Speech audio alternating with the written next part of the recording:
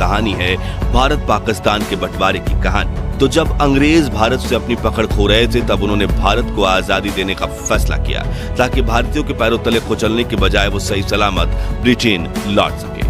तभी मोहम्मद अली जिन्ना ने मुस्लिमों के लिए अलग देश की मांग कर दी। तो सुनकर गांधी जी को बड़ा झटका लगा। उन्होंने माउंटबेटन को समझाने की कोशिश करते हुए कहा कि तुम इंडिपेंडेंस देकर चले जाओ, हम बंटवारा का बाद में देख लेंगे। लेकिन अंग्रेज तो भारत के ऊपर अपनी खुन्नस निकालना चाहते थे, इसलिए उन्होंने कहा कि फैसला तो अभी होगा।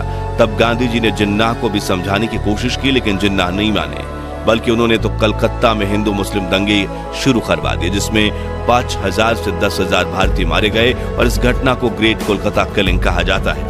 मगर इतना सब होने के बावजूद गांधी देश के टुकड़े नहीं होने देना चाहते थे, इसलिए उन्होंने जवाहरलाल नेहरू और सरदार पटेल से कहा कि बंटवारा मत होने दो, बल्कि हम जिन्ना को ही अखंड भारत का प्रधानमंत्री बना देते हैं। लेकिन नेहरू पटेल दोनों इसके खिलाफ थे, क्योंकि अगर जिन्ना प्रधानमंत्री बनते तो वो देश में बाकी जातियों के लोगों का जीना हराम कर देते।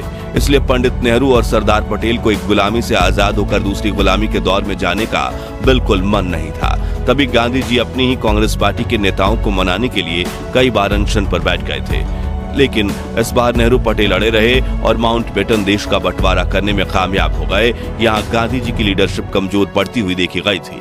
खैर, इस बंटवारे को लेकर यह बात भी कही जाती है कि भारत और पाकिस्तान के बीच सिर्फ जमीन का बंटवारा नहीं हुआ, बल्कि संसाधनों का भी बंटवारा हुआ था। इसी वजह से तय किया गया कि बड़ा देश होने के नाते भारत पाकिस्तान को 75 करोड़ रुपए देगा। यह समझौता भारत और पाकिस्तान की सरकारों के बीच हुआ था। भारत ने पाकिस्तान को 20 करोड़ की पहली किस्त भी दे दी थी, लेकिन तभी पाकिस्तान ने कश्मीर पर हमला कर दिया, इसलिए भारत सरकार ने पाकिस्तान को दी जाने वाली दूसरी किस्त को रोक दिया। लेकिन माउंटबेटन भारत पर पाकिस्तान को बाकी पैसा देने के लिए दबाव डाल रहे थे।